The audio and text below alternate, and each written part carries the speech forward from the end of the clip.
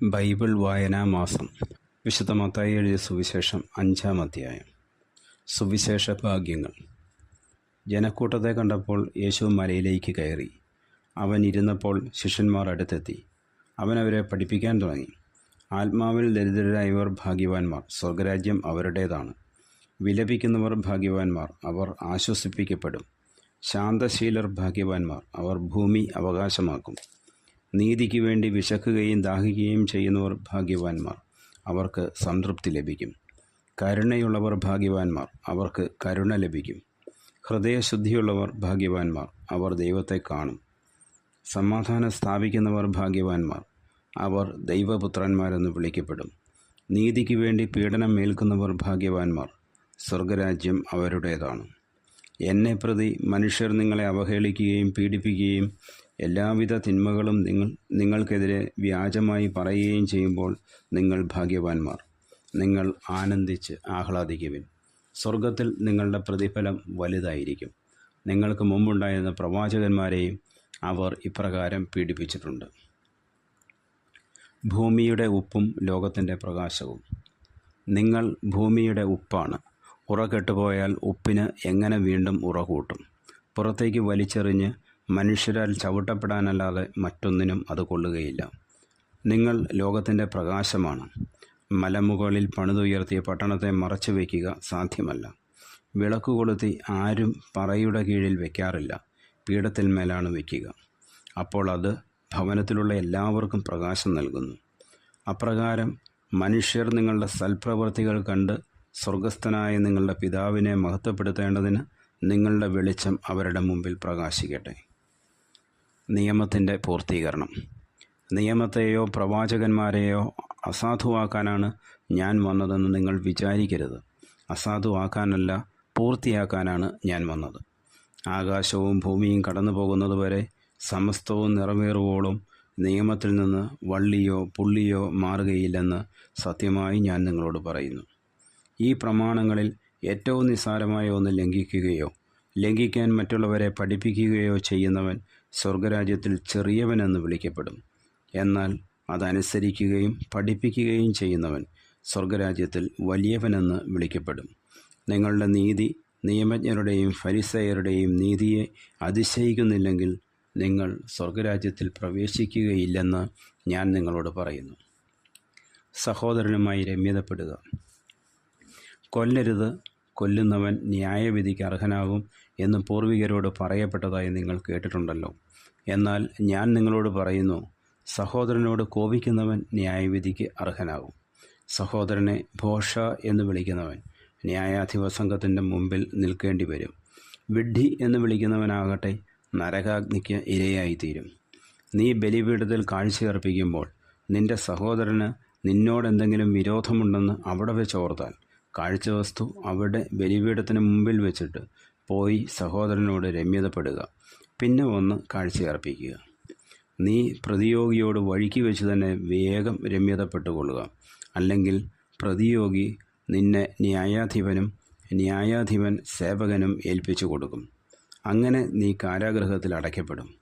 അവസാനത്തെ ചില്ലിക്കാശും കൊടുത്തു വീട്ടുവോളും നീ അവിടെ നിന്ന് പുറത്തു വരികയില്ലെന്ന് സത്യമായി ഞാൻ നിന്നോട് പറയുന്നു. വ്യഭിചാരം ചെയ്യരുത്. വ്യഭിചാരം ചെയ്യരുത് എന്ന് കൽപ്പിച്ചിട്ടുള്ളത് നിങ്ങൾ കേട്ടിട്ടുണ്ടല്ലോ. എന്നാൽ ഞാൻ നിങ്ങളോട് പറയുന്നു, ആസക്തിയോടെ സ്ത്രീയെ നോക്കുന്നവൻ ഹൃദയത്തിൽ അവളുമായി വ്യഭിചാരം ചെയ്തു കഴിഞ്ഞു. വലത്ത് കണ്ണ് നിനക്ക് പാപഹേതുവാകുന്നെങ്കിൽ അത് ചൂഴ്ന്നെടുത്ത് എറിഞ്ഞു കളയുക. ശരീരമാകെ നരകത്തിലേക്ക് എറിയപ്പെടുന്നതിനേക്കാൾ നല്ലത് അവയവങ്ങളിലൊന്ന് നഷ്ടപ്പെടുകയാണ്. വലത്തുകരം നിനക്ക് പാപഹേതുവാകുന്നെങ്കിൽ അത് വെട്ടി ദൂരെ എറിയുക. ശരീരമാകെ നരകത്തിൽ പതിക്കുന്നതിനേക്കാൾ നല്ലത് അവയവങ്ങളിലൊന്ന് നഷ്ടപ്പെടുന്നതാണ്. വിവാഹമോചനം. ഭാര്യയെ ഉപേക്ഷിക്കുന്നവൻ അവൾക്ക് ഉപേക്ഷാപത്രം കൊടുക്കണം എന്ന് കൽപ്പിച്ചിട്ടുണ്ടല്ലോ. എന്നാൽ ഞാൻ നിങ്ങളോട് പറയുന്നു, പരസംഗം നിമിത്തമല്ലാതെ ഭാര്യയെ ഉപേക്ഷിക്കുന്നവൻ അവളെ വ്യഭിചാരിണിയാക്കുന്നു. ഉപേക്ഷിക്കപ്പെട്ടവളെ പരിഗ്രഹിക്കുന്നവനും വ്യഭിചാരം ചെയ്യുന്നു. ആണയിടരുത്. വ്യാജമായി ആണയിടരുത്. കർത്താവിനോട് ചെയ്ത ശപഥം നിറവേറ്റണം എന്ന് പൂർവികരോട് കൽപ്പിച്ചിട്ടുള്ളതായി നിങ്ങൾ കേട്ടിട്ടുണ്ടല്ലോ. എന്നാൽ ഞാൻ നിങ്ങളോട് പറയുന്നു, ആണയിടുകയേ അരുത്.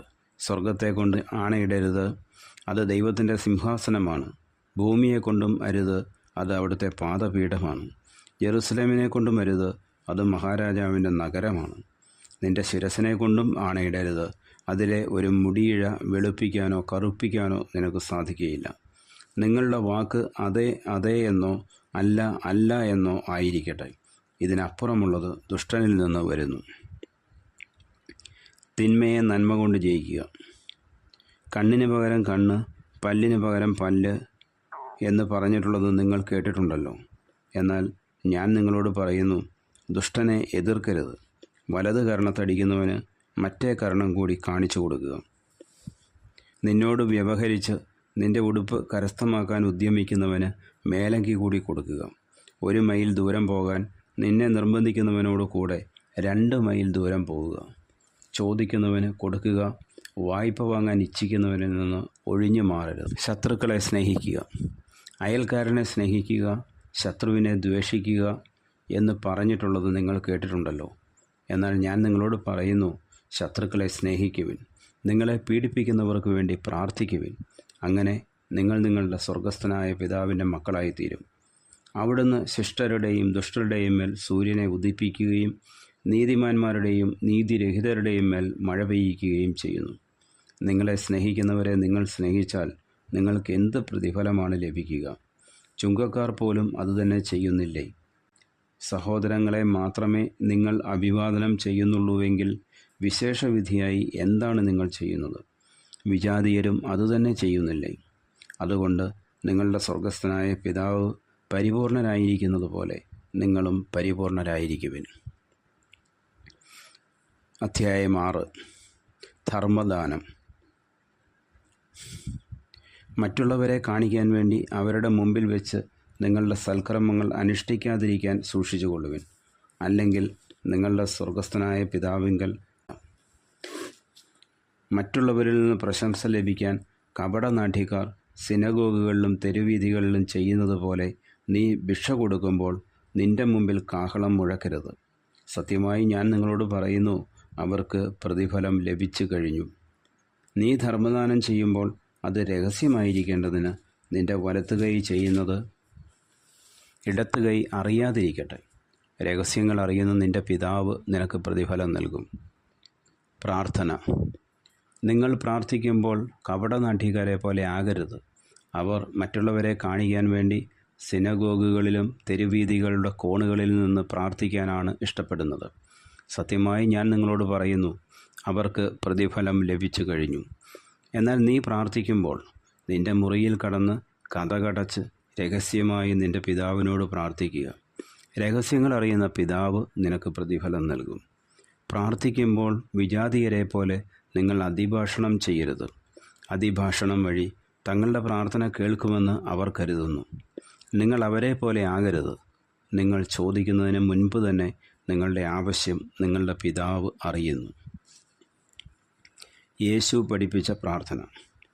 നിങ്ങൾ ഇപ്രകാരം പ്രാർത്ഥിക്കുവിൻ: സ്വർഗസ്ഥനായ ഞങ്ങളുടെ പിതാവേ, അങ്ങയുടെ നാമം പൂജിതമാകണമേ, അങ്ങയുടെ രാജ്യം വരണമേ, അങ്ങയുടെ ഹിതം സ്വർഗത്തിലെ പോലെ ഭൂമിയിലുമാകണമേ.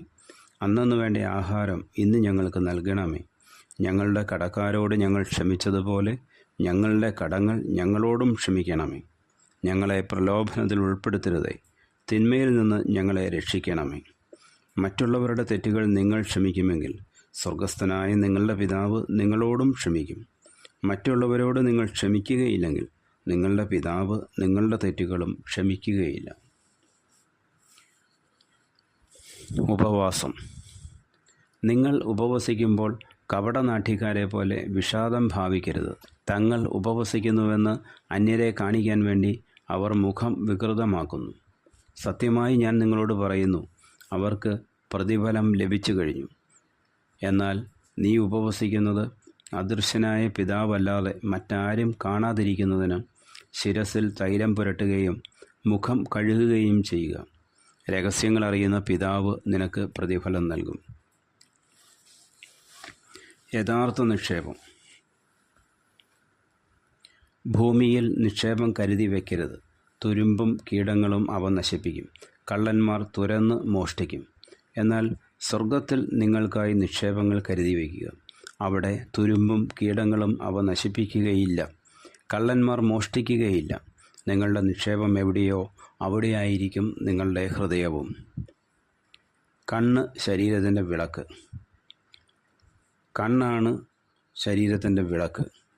കണ്ണ് കുറ്റമറ്റതെങ്കിൽ ശരീരം മുഴുവൻ പ്രകാശിക്കും. കണ്ണ് ദുഷ്ടമാണെങ്കിലോ ശരീരം മുഴുവൻ ഇരുണ്ടു പോകും. നിന്നിലെ പ്രകാശം അന്ധകാരമാണെങ്കിൽ അന്ധകാരം എത്രയോ വലുതായിരിക്കും. കണ്ണ് ശരീരത്തിൻ്റെ വിളക്ക്. കണ്ണാണ് ശരീരത്തിൻ്റെ വിളക്ക്. കണ്ണ് കുറ്റമറ്റതെങ്കിൽ ശരീരം മുഴുവൻ പ്രകാശിക്കും. കണ്ണ് ദുഷ്ടമാണെങ്കിലോ ശരീരം മുഴുവൻ ഇരുണ്ടു പോകും. നിന്നിലെ പ്രകാശം അന്ധകാരമാണെങ്കിൽ അന്ധകാരം എത്രയോ വലുതായിരിക്കും. 2 യജമാനന്മാർ. 2 യജമാനന്മാരെ സേവിക്കാൻ ആർക്കും സാധിക്കുകയില്ല. ഒന്നുകിൽ ഒരുവനെ ദ്വേഷിക്കുകയും അവരനെ സ്നേഹിക്കുകയും ചെയ്യും, അല്ലെങ്കിൽ ഒരുവനെ ബഹുമാനിക്കുകയും അവരനെ നിന്ദിക്കുകയും ചെയ്യും. ദൈവത്തെയും മാമോനെയും സേവിക്കാൻ നിങ്ങൾക്ക് സാധിക്കുകയില്ല. ദൈവപരിപാലനയിൽ ആശ്രയിക്കുക. ഞാൻ നിങ്ങളോട് പറയുന്നു, എന്ത് ഭക്ഷിക്കും, എന്ത് പാനം ചെയ്യും എന്ന് ജീവനെക്കുറിച്ചോ എന്ത് ധരിക്കും എന്ന് ശരീരത്തെക്കുറിച്ചോ നിങ്ങൾ ഉത്കണ്ഠാകുലരാകേണ്ട. ഭക്ഷണത്തേക്കാൾ ജീവനും വസ്ത്രത്തേക്കാൾ ശരീരവും ശ്രേഷ്ഠമല്ലേ? ആകാശത്തിലെ പക്ഷികളെ നോക്കുവിൻ. അവ വിതയ്ക്കുന്നില്ല, കൊയ്യുന്നില്ല, കളപ്പുരയിൽ ശേഖരിക്കുന്നുമില്ല. എങ്കിലും നിങ്ങളുടെ സ്വർഗസ്ഥനായ പിതാവ് അവയെ തീറ്റിപ്പോറ്റുന്നു. അവയേക്കാൾ എത്രയോ വിലപ്പെട്ടവരാണ് നിങ്ങൾ. ഉത്കണ്ഠ മൂലം ആയുസ്സിൻ്റെ ദൈർഘ്യം 1 മുഴമെങ്കിലും കൂട്ടാൻ നിങ്ങളിൽ ആർക്കെങ്കിലും സാധിക്കുമോ? വസ്ത്രത്തെപ്പറ്റിയും നിങ്ങൾ എന്തിന് ആകുലരാകുന്നു? വയലിലെ ലില്ലികൾ എങ്ങനെ വളരുന്നു എന്ന് നോക്കുക. അവ അധ്വാനിക്കുന്നില്ല, നൂൽ നൂൽക്കുന്നുമില്ല. സത്യമായി ഞാൻ നിങ്ങളോട് പറയുന്നു, സോളമൻ പോലും തൻ്റെ സർവ്വമഹത്വത്തിലും ഇവയിൽ ഒന്നിനെപ്പോലെ അലംകൃതനായിരുന്നില്ല.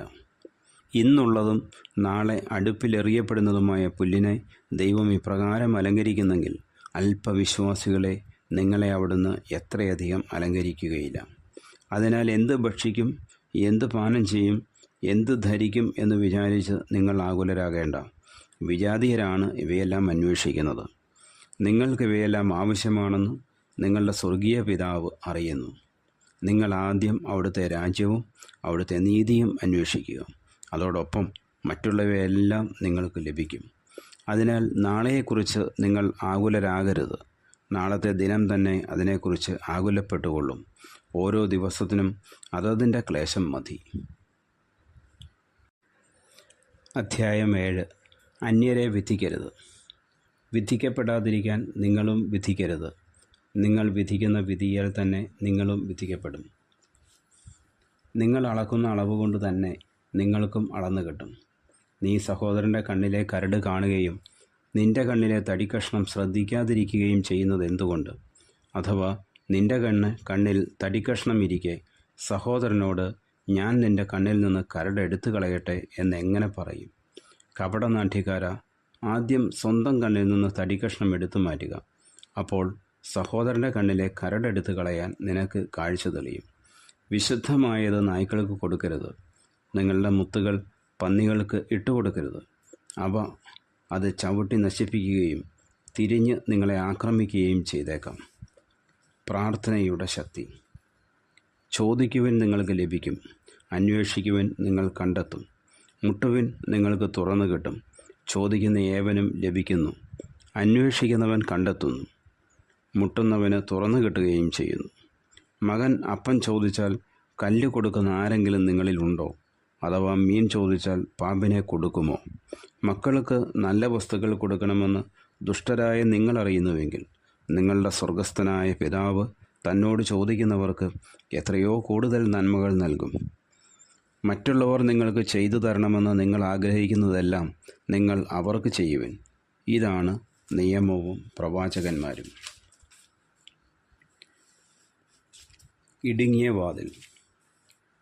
ഇടുങ്ങിയ വാതിലിലൂടെ പ്രവേശിക്കുവിൻ. വിനാശത്തിലേക്ക് നയിക്കുന്ന വാതിൽ വിസ്തൃതവും വഴി വിശാലവുമാണ്. അതിലെ കടന്നു പോകുന്നവർ വളരെയാണ് താനും. എന്നാൽ ജീവനിലേക്ക് നയിക്കുന്ന വാതിൽ ഇടുങ്ങിയതും വഴി വീതി കുറഞ്ഞതുമാണ്.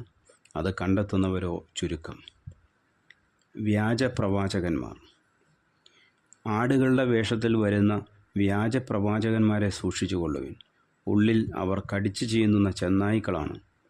ഫലങ്ങളിൽ നിന്ന് അവരെ മനസ്സിലാക്കാം. മുൾച്ചെടിയിൽ നിന്ന് മുന്തിരിപ്പഴമോ ഞെരിഞ്ഞിൽ നിന്ന് അത്തിപ്പഴമോ പറിക്കാറുണ്ടോ? നല്ല വൃക്ഷം നല്ല ഫലവും ചീത്ത വൃക്ഷം ചീത്ത ഫലവും നൽകുന്നു. നല്ല വൃക്ഷത്തിന് ചീത്ത ഫലങ്ങളോ ചീത്ത വൃക്ഷത്തിന് നല്ല ഫലങ്ങളോ പുറപ്പെടുവിക്കുവാൻ സാധിക്കുകയില്ല.